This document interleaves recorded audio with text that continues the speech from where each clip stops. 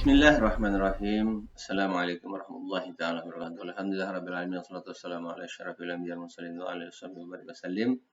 Insyaallah pada pagi yang mulia ini, pada pagi 1 Ramadan ini saya berkongsi kepada tuan-tuan dan puan tentang tazkirah dalam agama Islam lah.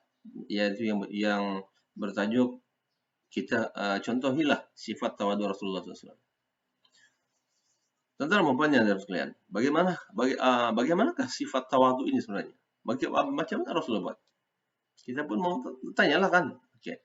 Walaupun Rasulullah SAW ini tuan-tuan dan puan sebagai seorang Nabi Rasulullah, taulah kan.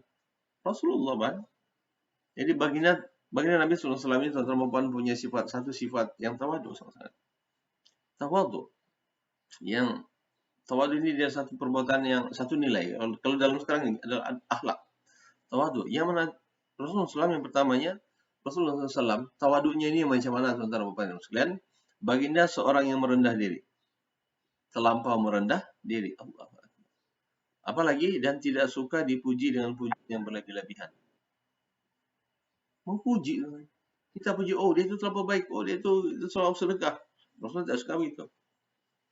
Jadi Rasulullah suka yang anugerah yang Allah berikan kepada Nabi Muhammad SAW adalah anugerah Rasulullah, anugerah Nabi, anugerah apa lagi? Anugerah yang Allah bagikan kepada Rasulullah SAW ialah itulah pangkat, itulah yang paling hebat. Allahu Akbar. Dan yang Allah juga suruh kita berselawat kepada Nabi SAW. Karena malaikat pun berselawat kepada Nabi SAW. Inna Allah malaikatahu yusholluna 'alan nabi ya ayyuhalladzina amanu shallu 'alaihi wa sallimu taslima. Nah, kan Allah suruh malaikat pun berselawat kepada Nabi SAW. Apatah lagi kita. Malaikat Allah berselawat kepadanya 10 kali. Subhanallah. Kepada kita. Subhanallah. Jadi apabila baginda Rasulullah SAW bertemu dengan sahabat-sahabat, dan membaca sahabat juga, maka bagindalah orang pertama sekali yang akan bagi salam. Assalamualaikum. Assalamualaikum warahmatullahi wabarakatuh. Assalamualaikum. Tapi andainya Rasulullah SAW berjumpa dengan orang Yahudi yang jahat ini, Rasulullah tidak akan bagi salam kepada mereka. Rasulullah akan mendoakan hanya orang-orang yang beriman. Allahu Akbar. Rasulullah tahu tentang perkara itu semua. Kemudian apabila bercakap, baginda akan mendengar dengan bersungguh-sungguh tanpa mengira siapa bercakap, sama ada dia ini warga emas ataupun yang muda. Rasul mendengar. Oke? Sebab Rasul itulah dia punya sifat, adab. Bila ada orang tua bercakap, Rasul akan mendengar. Dalam sirah banyak diceritakan tentang ini. Kemudian segala kerja yang akan dilakukan bersama-sama tanpa mengira pangkat, Rasul akan bekerja. Rasul ini tuan-tuan dan puan adalah pangkat yang paling tinggi di sisi Allah SWT. Nabi tuan-tuan dan puan. Rasul di dunia ini cuma ada 313 ataupun 315 begitulah Rasul yang Allah pilih. Dan ada 124.000 para nabi. Kemudian Rasulullah beritahu lagi lah para apa ini? Al-ulama wa rasul anbiya. Ulama yang tuan-tuan dan puan adalah pewaris para nabi. Ulama ini yang ada ilmu lah.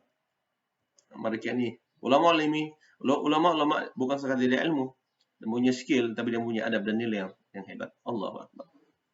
Yang kita mau tuan-tuan. Ini susah ini. Ada yang tidak ada ilmu, tapi ilmu itu tidak digunakan dengan baik. Adab, sehingga orang yang tidak ada ilmu mempunyai adab yang baik pula dicakap. Sebenarnya seorang ulama ini tuan-tuan bukan dia pewaris nabi, nabi bani. Dia antara hampir sudah pangkat nabi. Subhanallah. Maknanya dia kena ada ilmu, dia kena ada kemahiran, dan dia kena ada adab yang paling tinggi. Allahu Akbar. Sebaran dia paling tinggi, nasihat yang paling tinggi. Dia jenis suka bertawad. Ambillah tawad Rasulullah. Allahu Akbar.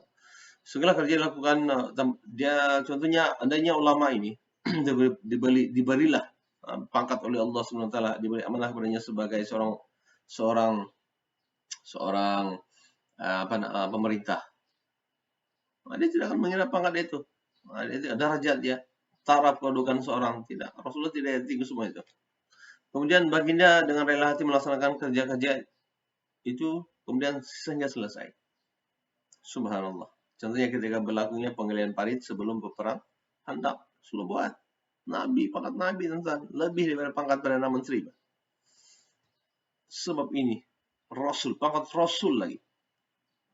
Tapi sekarang ini ramai yang melihat pangkat berdasarkan kepada harta. Semua Nabi, tuan-tuan Allah kaya. Nabi ini tuan-tuan apabila dia berdoa saja kepada Allah SWT, Allah akan bagi. Tapi kenapa dia tidak memohon harta? Sebab harta ini boleh menjadikan seseorang ini hilang akal, hilang pedoman, saling mengira-ngira harta dia. Allahu Akbar. Dan sahabat-sahabat Nabi semuanya orang-orang kaya. Yang dijamin syurga semuanya orang kaya, tuan-tuan. Allahu Akbar. Abdurrahman bin Auf, tuan-tuan, dia ada 4 orang isteri. Dia tinggalkan harta untuk 4 orang istrinya itu 80.000 dinar emas. Subhanallah. Subhanallah. 80 dinar emas. Sekarang tuh harga 1 dinar 1.200 ringgit. Nah, coba darab. Hebat kan? Itulah. Namanya sahabat-sahabat begitu. Orang-orang kaya, tuan-tuan. Tapi dia punya tawadu hebat. Sungguh sifat tawadu ini, tuan-tuan dan puan, sebenarnya pada seorang pemimpin amatlah perlulah. Karena dia karena sifat tawadu yang ada, tawadu pada orang-orang yang seperti ini, dia akan dapat mengangkat derajat dia. Yang lebih tinggi. Orang akan tengok.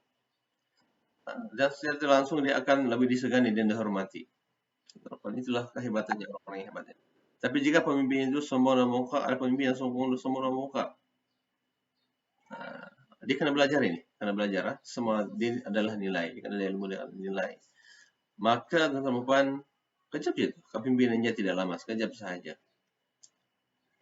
Ingat, malah dia tidak akan mendapat penghargaan dan penghormatan, dia tidak akan dapat penghormatan daripada masyarakat, tidak akan ada penghargaan dari masyarakat. Betul lagi dari Allah Subhanahu wa taala. Allah Akbar. Jadi saya itu saja. Yang baik itu dari Allah SWT, yang kurang itu dari diri saya sendiri. Wabillahi taufiq. Wassalamualaikum warahmatullahi taala wabarakatuh.